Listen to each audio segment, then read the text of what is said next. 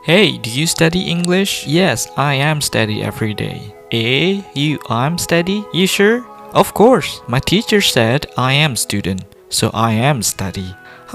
Something sounds wrong. Pernah dengar percakapan kayak gini? Atau mungkin kamu sendiri pernah bilang I am study atau you is my friend. Lalu temanmu langsung nyeletuk.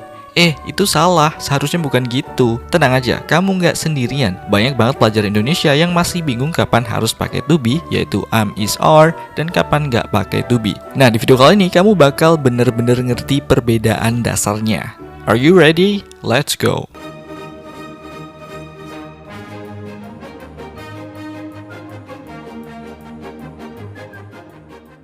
Kita mulai dari dasar dulu ya. Dalam bahasa Inggris, setiap kalimat harus punya dua hal penting. Yang pertama, subjek atau pelaku, yaitu adalah orang atau benda yang melakukan sesuatu. Misalnya, I, you, we, he, she, it, Budi, Tono, bisa juga kucing. Apapun itu yang bisa melakukan sesuatu itu disebut dengan subjek atau pelaku. Yang kedua adalah verb atau kata kerja. Kata kerja adalah kata yang menunjukkan kerja, yaitu aksi atau pekerjaan yang dilakukan. Ya kan, misalnya menulis, membaca, berlari, menengok, bernafas, dan lain sebagainya. Kita lihat contoh sederhananya.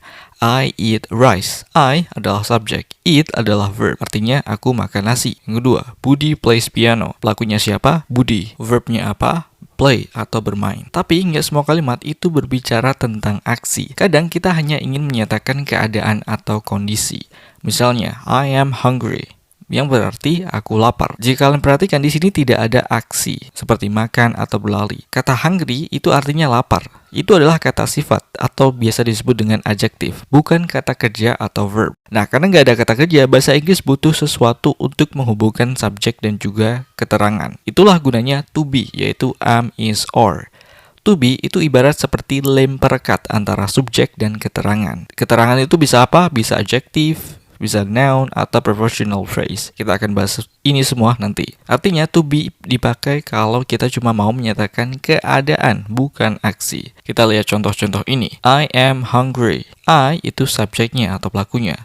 Hungry itu kata keterangannya. Nah, itu dihubungkan dengan am. Am ini adalah to be-nya. Jadi kalau I, penghubungnya adalah am. Kemudian untuk subjek she, he, it itu pakai is. She is a doctor. A doctor ini bukan kata kerja, ini adalah kata keterangan, yaitu adalah noun atau kata benda. Karena subjeknya she, he, it atau subjeknya itu jumlahnya satu, itu pakai is. Kemudian they, we atau subjek yang lebih dari satu. Nah, ini pasangannya dengan are. Misal, they are in the classroom. In the classroom-nya adalah keterangan. Keterangan apa? Keterangan tempat. Di sini nggak ada kata kerja, butuhlah to be sebagai pelengkap. Jadi, kalau pakai to be itu nggak bakalan ada kata kerja bentuk dasar seperti study atau eat. Yang ada hanyalah kata sifat, kata benda atau kata keterangan tempat. Nah, mungkin kalian masih belum paham ya apa itu adjective, apa itu noun, apa itu professional phrase. Ini semua adalah keterangan atau jenis-jenis dari keterangan.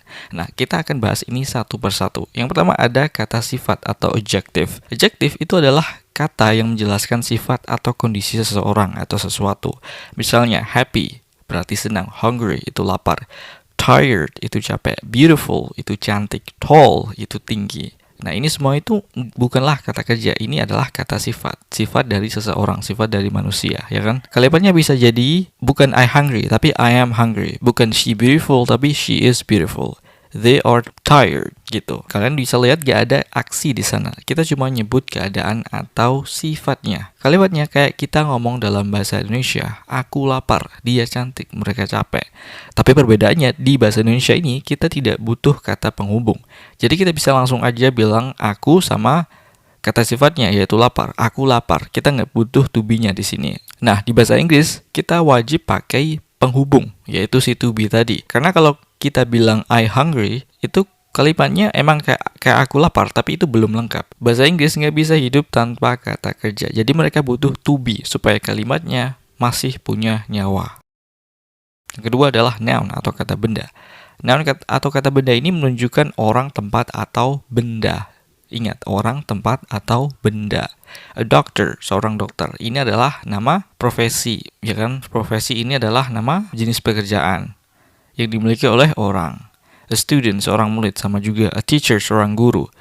A cat, seekor kucing. A city, sebuah kota. Semuanya itu, entah itu kata benda yang ada di rumah, kata benda yang ada di sini. Bahkan kalian itu adalah kata benda, orang itu adalah kata benda.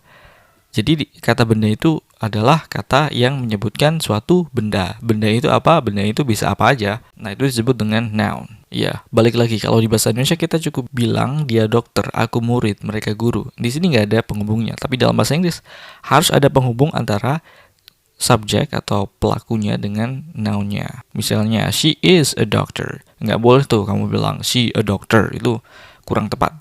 I am student, bukan I student. Yang ketiga adalah prepositional prepositional phrase atau keterangan tempat atau posisi.